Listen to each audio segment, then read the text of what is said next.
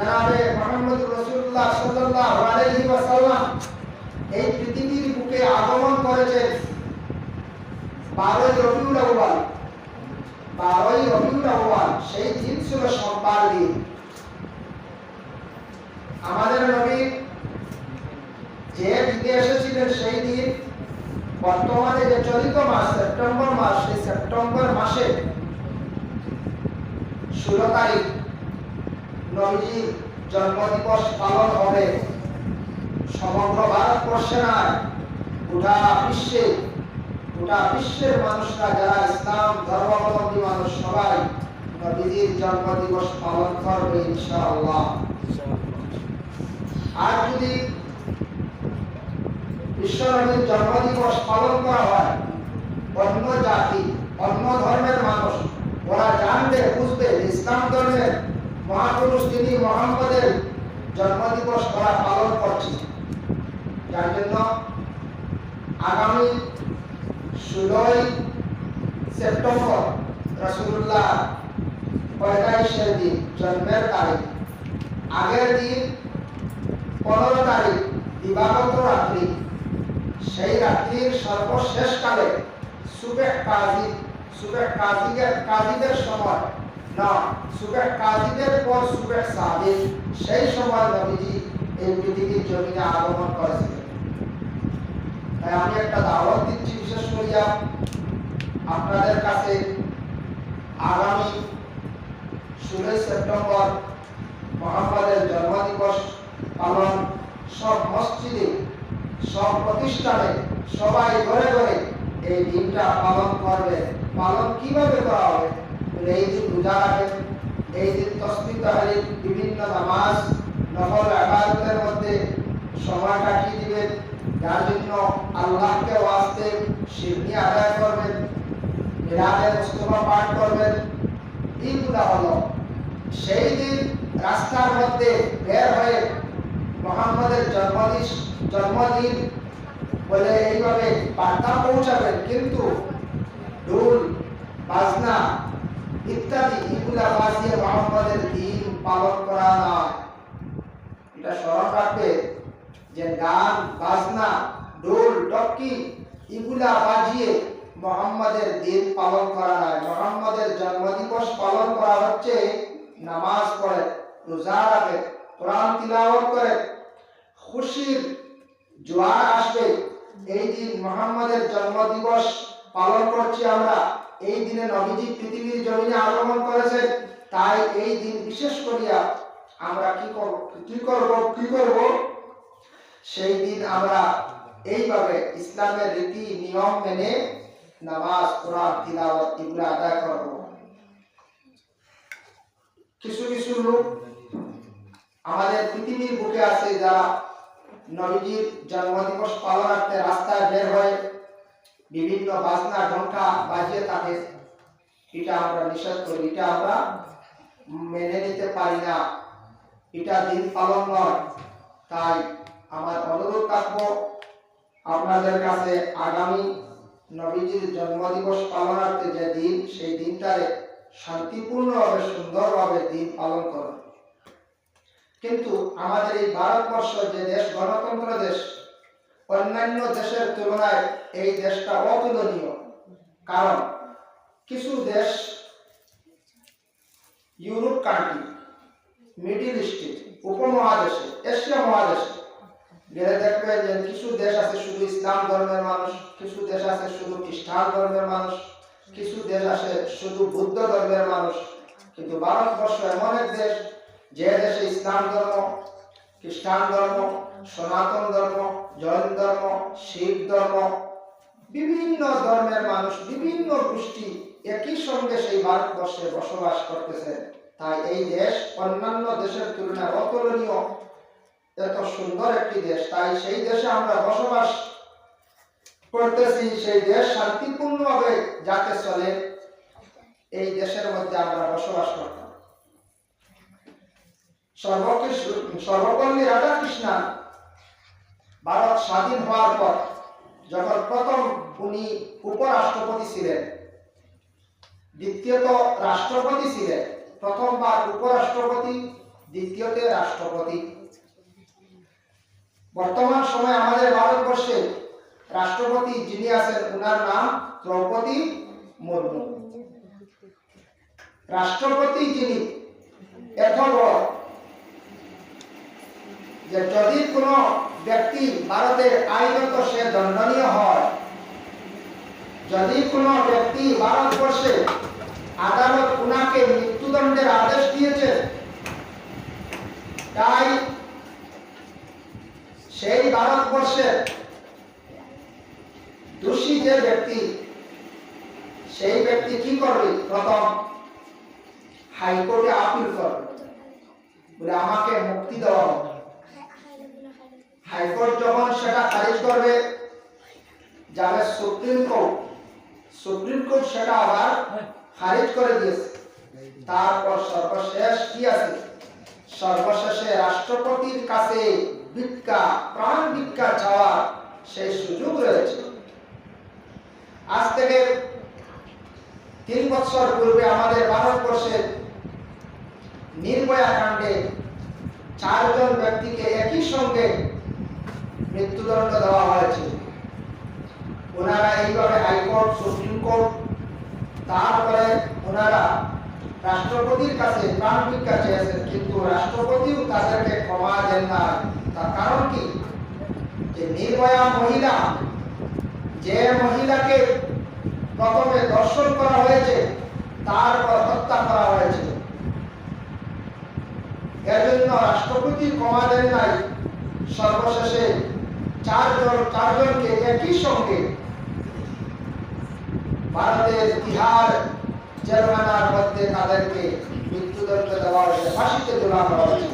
আজ থেকে 1.5 মাস পূর্বে আমাদের পশ্চিমবঙ্গ কলিকাতায় আরজি কাণ্ডে যে মৌমিতাকে যেভাবে ধর্ষণ করে হত্যা করা হয়েছে, উনি একজন শিক্ষিত ডাক্তার, মানুষের সেবা করে যাচ্ছেন, এত ভালো একজন মহিলা ছিলেন। তাই সেই মহিলাকে যারা ধর্ষণ করে হত্যা করা হয়েছে, আমার বিশ্বাস নির্ভয়া কাণ্ডে যে 4 জনকে মৃত্যুদণ্ড দেওয়া হয়েছে, ঠিক তেমনি ভাবে আরজি কাণ্ডে মমতাকে যারা ধর্ষণ করে হত্যা করেছে, তাদেরকে এইভাবে ফাঁসিতে ঝুলানো হয়। ঠিক না? যার জন্য যদি এইভাবে আমাদের ভারতবর্ষে যদি শাস্তি যদি এইভাবে দেওয়া হয়, তাহলে ভারতবর্ষে কোনদিন এই ধরনের ধর্ষণ, হত্যা এগুলো আস্তে আস্তে উঠে যাবে। কারণ মিডল ইস্টে যে দেশ, সেটা গণতন্ত্র দেশ নয়, সৌদি আরব কান্ট্রি, সেটা রাজতন্ত্র দেশ, কোরআনের বিচার, কোরআনের শাসন চলে। যদি এইভাবে কোনো মহিলাকে ধর্ষণ করা হয়, তাকে মৃত্যুদণ্ড দেওয়া হয়, কোনো ব্যক্তিকে অন্যায়ভাবে যদি হত্যা করে, তাকে আবার মৃত্যুদণ্ডের আদেশ দেওয়া হয়, কোনো ব্যক্তি যদি চুরি করে, তাহলে তার হাত কেটে দেওয়া হয়, সেটা হলো আমাদের ইসলাম ধর্মের মহাগ্রন্থ কোরআন, কোরআনের নির্দেশ। তাই কোরআনের বিচার যদি কোনো দেশে যদি শাসিত হয়, চালানো হয়, তাহলে দেশ বহুত উন্নত হবে, দেশ বহুত সুন্দর হবে। এই ভারতবর্ষ তো গণতন্ত্র দেশ। আমরা 40 কোটি মুসলমান, আমরা যে কোরআনের সঠিক বিচার, সঠিক নিয়ম যেটা চালিয়ে যাব, সেটা আমাদের পক্ষে সবাই সঠিক সম্ভব নয়। কিন্তু কোরআনের যে বাণী, কোরআনের যে আদেশ, এগুলো আমরা অবশ্যই মেনে নিতে পারি। কোরআনের আদেশ করবে আমরা আজ ভারতবর্ষে চলতে আসি। ইনশাআল্লাহ যদি আমরা কোরআন মাফিক যদি আমরা সুন্দরভাবে চলি, জীবনযাপন পরিচালিত করতে পারি, তাহলে আজকে আমরা আমাদের জীবন সুন্দর হবে। নবীজির জীবন আদর্শের প্রতি তাকান, যে নবীজির জীবনটা কিভাবে কাটিয়েছেন, সাহাবীরা কিভাবে নবীজির সঙ্গে সময় দিয়েছেন, সাহাবীরা কিভাবে নবীজির কথা, চলা, চরিত্র দেখে সম্পূর্ণ অবিকুল নকল করে নিয়েছেন। তাই এইভাবে আমরা নবীজির জীবন আদর্শ যেগুলো আছে, সুন্নত মোতাবিক চলতাম। শিক্ষা জগৎকে আমরা একটু বেশি গুরুত্ব দিতাম। মানুষ শিক্ষার দিকে যদি অগ্রসর হয়, শিক্ষায় মানুষের জীবন পরিবর্তন করে, শিক্ষা মানুষের জীবন উন্নত করে। শিক্ষা এমন এক জিনিস যেটাকে কোনো মানুষ ছিনিয়ে নিতে পারে না। মানুষ যদিও মারা যায় তাহলে তার শিক্ষার স্মৃতিগুলা সারা জীবন পৃথিবীর জমিনে থাকে।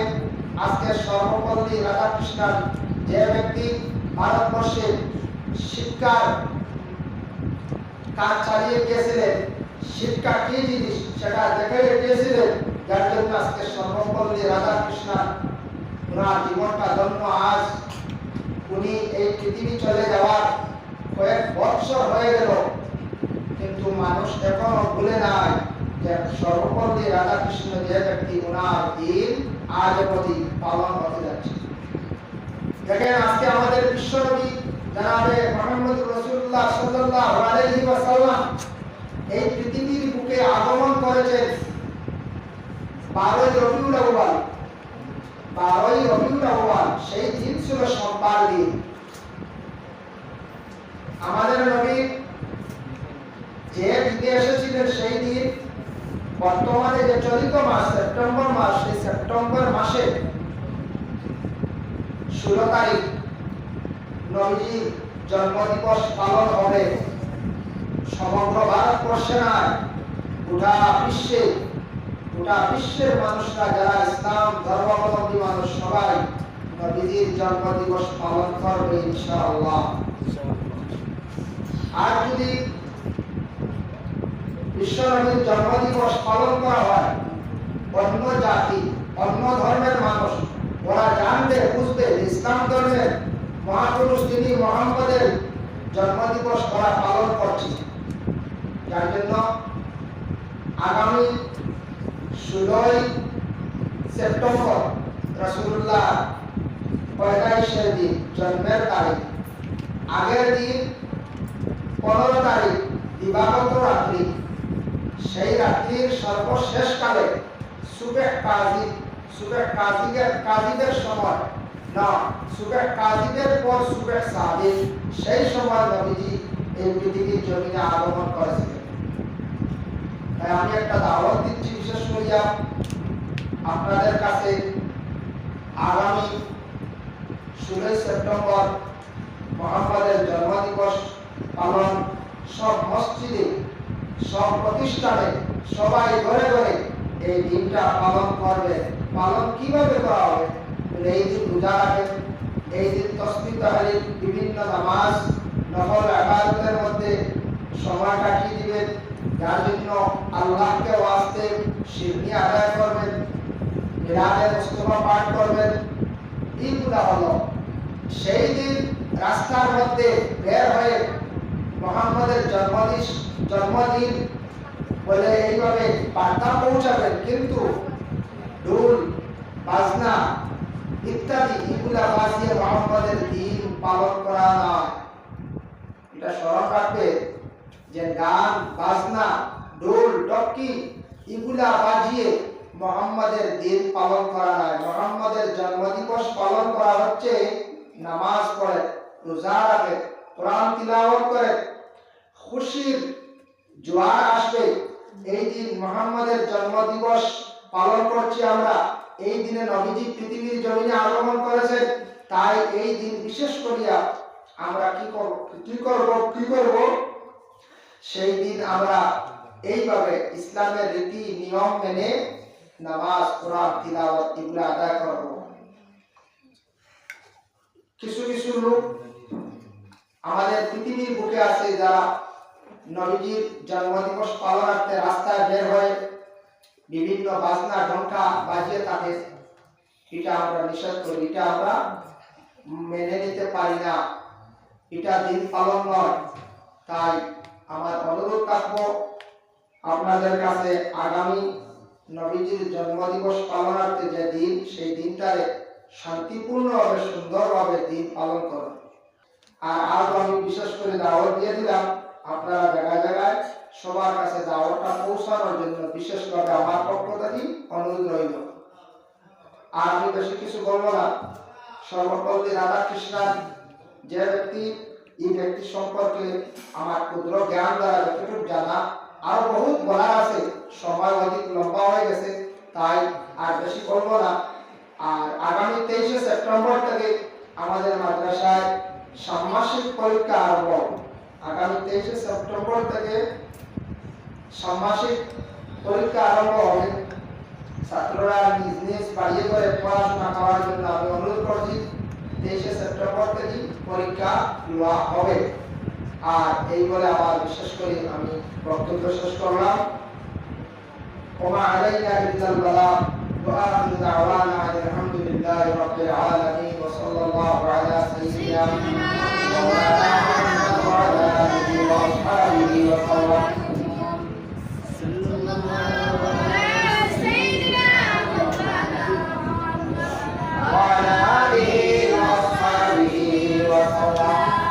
وصلى الله على سيدنا وعلى آله وأصحابه وسلم. أستغفر الله إن الله غفور رحيم. أستغفر الله إن الله غفور رحيم. أستغفر الله ربي من كل ذنب وأتوب إليه. لا حول ولا قوة إلا بالله العلي العظيم. الله عليه. الحمد لله رب العالمين والعاقبة للمتقين والصلاة والسلام على رسوله الكريم. أي الله يا أرحم الراحمين يا أكرم الأكرمين. الله লাখো শুকরিয়া আপনারে মানব পূজা আপনারে জন্ম দিছো তোর সঙ্গে আমাদের মুসলমানের পূজা আপনি জন্ম দিছো ইয়া আল্লাহ। আল্লাহ তাবারক না করি সেই ভারতবর্ষে আজকে শিক্ষক দিবস পালনার্থে আমরা সব জমা হয়েছি আল্লাহ। আয় আল্লাহ ইয়া রাহমান রাহিম আল্লাহ সেই দিনকে আমরা পালন করবো আপনি কবুল ফরমাও। রব্বুল আলামিন ওয়া রাহমান রাহিম আল্লাহ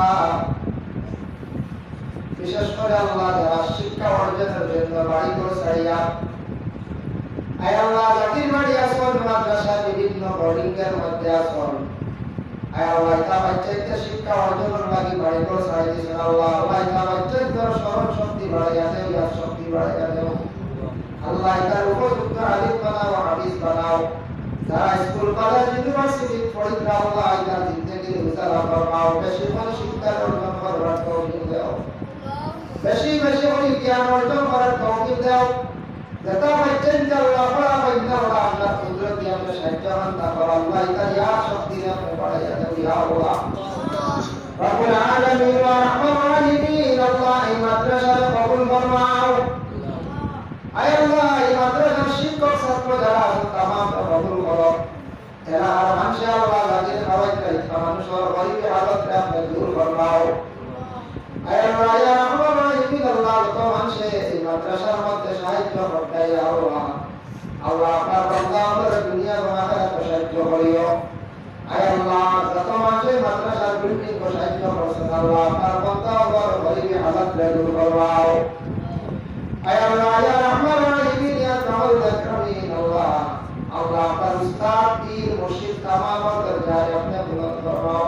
আল্লাহ আপনার বিমারি ও বিমারকে আপনি শিফা দান ফরমাও। আল্লাহ আপনার রিজকে আপনি কুশাদা করিয়া দেও। আল্লাহ আপনার জিন্দেগি দূর ফরমাও, আল্লাহ রিজকে ওয়ালা ফরমাও। আয় আল্লাহ ইয়া রাহমান রাহিম আল্লাহ সুনা শাহরির দরজায় বুলন্দ ফরমাও। আর ওসিলা আপনার দোয়া কবুল মঞ্জুর ফরমাও। আল্লাহ সুনা শাহ উত্তম আপনার জিন্দেগি আপনি উজালা করিয়া দেও ইয়া আল্লাহ। রব্বুল আলামিন ওয়া রাহমান রাহিম আল্লাহ আজকে শিক্ষক দিবস হিসাবে পঞ্চায়েতে দেখা শিরনি অঞ্চল শিরনিও কবুল ফরমাও। আল্লাহ আপনার বান্দা শিরনি দিছেন আল্লাহ শিরনিও কবুল ফরমাও। এর জরিয়া আল্লাহ আপনার বান্দা আল্লাহ খান আমাদের বালাই নসিব ফরমাও ইয়া আল্লাহ।